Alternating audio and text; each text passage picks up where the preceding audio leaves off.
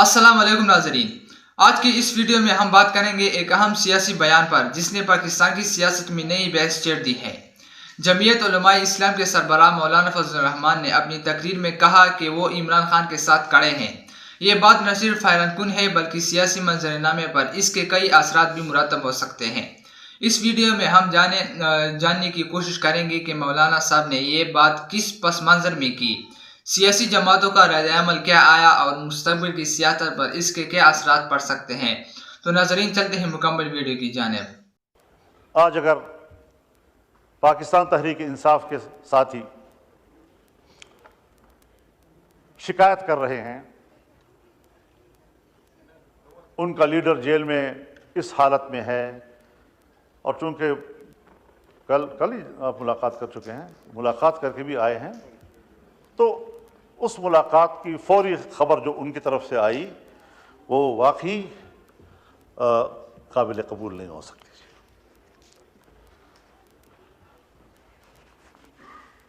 جلسے اجتماعات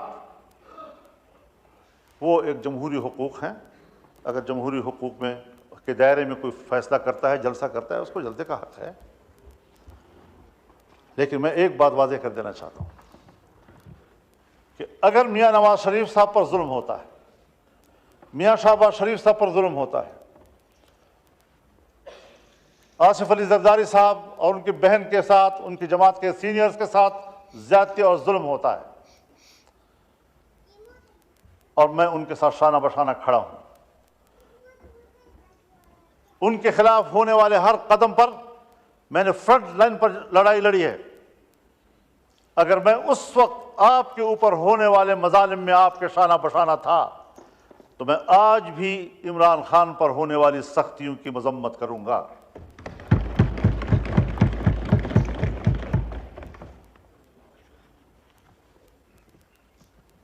اس میں کوئی شک نہیں ہے کہ ایسے حالات پیدا کیے گئے کہ اپوزیشن تقسیم ہو جائے، لیکن میں نے نہ حکومت اور اپوزیشن کو تقسیم ہونے دیا ہے، اور نہ اپوزیشن کو آپس میں تقسیم ہونے دیا ہے، اور نہ پیپلز پارٹی اور مسلم لیگ کو آپس میں تقسیم ہونے دیا ہے۔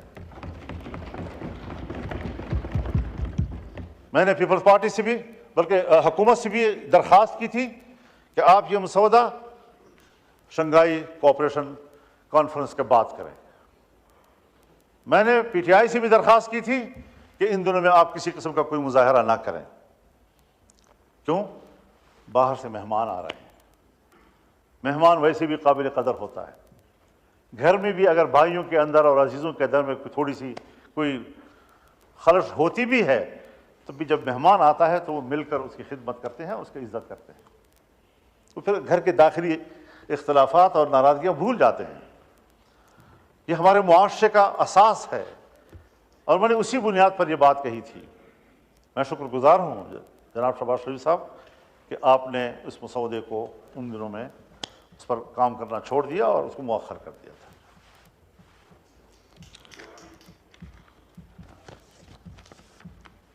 ان کاوشوں سے اور ان تبدیلیوں سے اس آئینی ترمیم کا جو مفہوم اور جس کا تصور تھا وہ مکمل تبدیل ہو گیا۔ ابتدائی مسودے کا تصور بالکل مختلف تھا، اور اب جو چیز ہم پاس کر رہے ہیں اس کا تصور اس سے بالکل مختلف ہے، اور اس صورت میں ہمیں کسی قیمت پر قابل قبول نہیں تھا، اور آج ہم متفقہ طور پر اس کو دستاویز بنا کر اسمبلی سے پاس کرانا چاہتے ہیں، پارلیمنٹ سے پاس کرانا چاہتے ہیں۔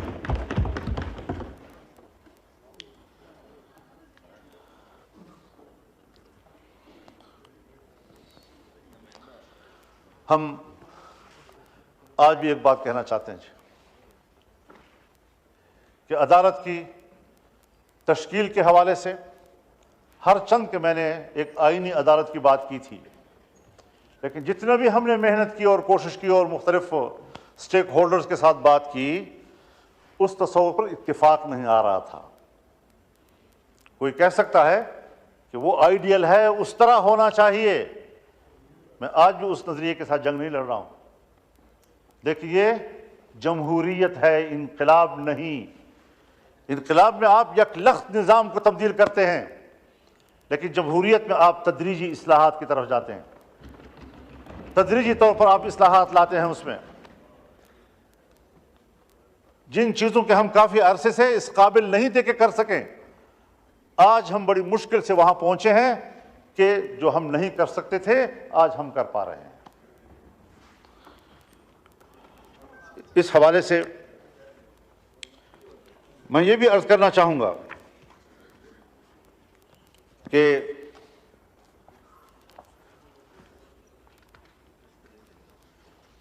پارلیمنٹ کو ایک بہت بڑا شرف حاصل ہو رہا ہے، اس پورے پارلیمنٹ کو ایک شرف حاصل ہو رہا ہے، اور پوری پارلیمنٹ جو اسلامی جمہوریہ پاکستان کی پارلیمنٹ ہے، اور پاکستان کے عوام جس کی اکثریت مسلمانوں کی ہے، جو دو قومی نظریے کی بنیاد پر ہمارا وجود میں آیا تھا، اور آج وہ فیصلہ دے رہی ہے کہ 2028 کے بعد ملک کے اندر ہر طرح کے سودی کاروبار اور معاملات یہ ممنوع ہوں گے اور کاروبار سے پاک ہوں گے۔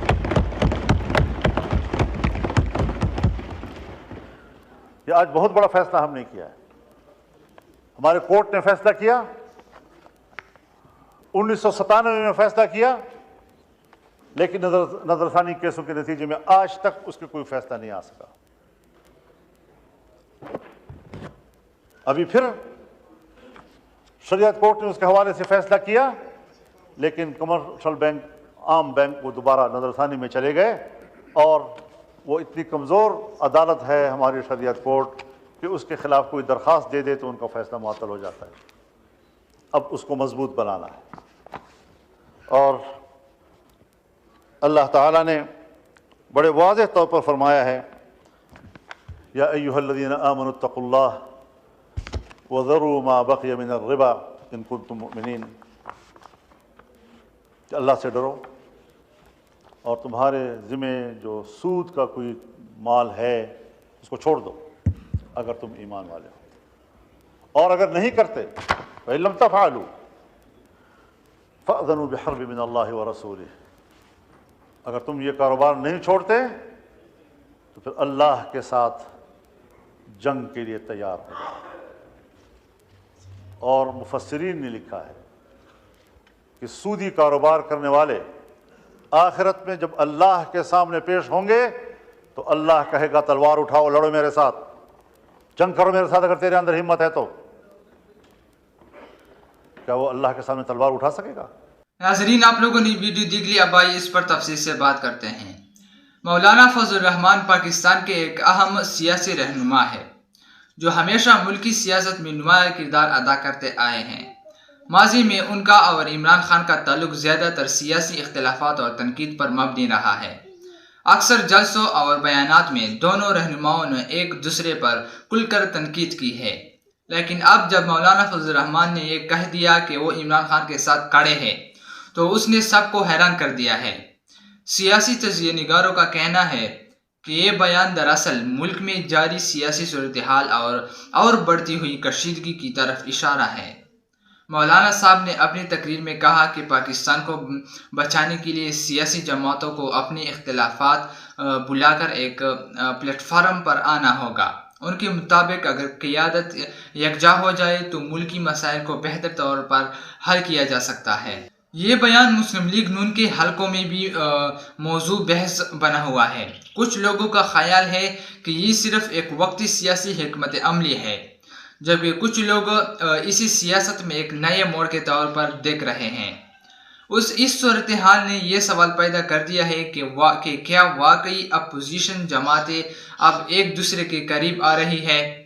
مولانا فضل الرحمان ہمیشہ سے ملکی معیشت، حکمرانی کے مسائل اور عوامی مشکلات پر زور دیتے آئے ہیں۔ ان کے مطابق اگر عوام کے مسائل حل کرنے ہیں تو سیاستدانوں کو اپنی ذاتی اور جماعتی مفادات سے ہٹ کر ایک دوسرے کے ساتھ تعاون کرنا ہوگا۔ ان کا یہ بیان اسی سوچ کی عکاسی کرتا ہے۔ دوسری طرف عمران خان کی سیاست ہمیشہ احتساب، انصاف اور کرپشن کے خلاف جدوجہد کے بیانیے پر مبنی رہی ہے۔ عوام کے ایک بڑے طبقے کو یہ بیانیہ متاثر کرتا رہا ہے۔ اگر مولانا فضل الرحمان بھی اب کسی حد تک اسی بیانیے کی حمایت کر رہے ہیں تو اس کا مطلب یہ ہو سکتا ہے کہ ملک کی سیاست میں ایک نیا باب کھلنے والا ہے۔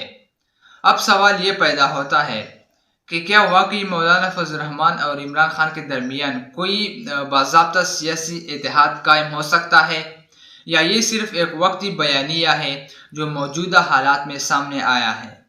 پاکستان کی سیاست میں اکثر دیکھا گیا ہے کہ حالات کے بدلتے ہی سیاسی جماعتوں کی اپوزیشنز بھی تبدیل ہو جاتی ہے۔ عوام کی جانب سے بھی اسی بیان پر مختلف آراء سامنے آئی ہے۔ کچھ لوگ سمجھتے ہیں کہ اگر اپوزیشن ایک ہو جائے تو حکومت پر دباؤ بڑھ سکتا ہے اور اس کے نتیجے میں عوامی مسائل کے حل کی رفتار بھی تیز ہو سکتی ہے، جبکہ دوسری طرف کچھ لوگ اس بیان کو محض ایک سیاسی جملہ قرار دے رہے ہیں جس کا عملی سیاست سے زیادہ تعلق نہیں ہے۔ بہرحال ایک بات طے ہے کہ مولانا فضل الرحمان کا یہ بیان پاکستان کی سیاست میں ایک نئی بحث شروع کر چکا ہے۔ آنے والے دنوں میں یہ دیکھنا دلچسپ ہوگا کہ آیا یہ صرف ایک وقتی اعلان ہے یا پھر واقعی سیاست میں کوئی نیا اتحاد وجود میں آنے والا ہے۔ ناظرین، آپ کے خیال میں مولانا فضل الرحمان کا یہ بیان کس حد تک حقیقت پر مبنی ہے؟ کیا واقعی وہ عمران خان کے ساتھ کھڑے ہونے جا رہے ہیں یا یہ صرف ایک سیاسی حکمت عملی ہے؟ اپنی رائے کمنٹس میں ضرور دیجیے گا۔ اگر ویڈیو پسند آئی ہو تو اسے لائک کریں اور چینل کو سبسکرائب کرنا مت بھولیں تاکہ آپ کو اسی طرح سیاسی اپڈیٹس جلد از جلد وقت پر مل سکے۔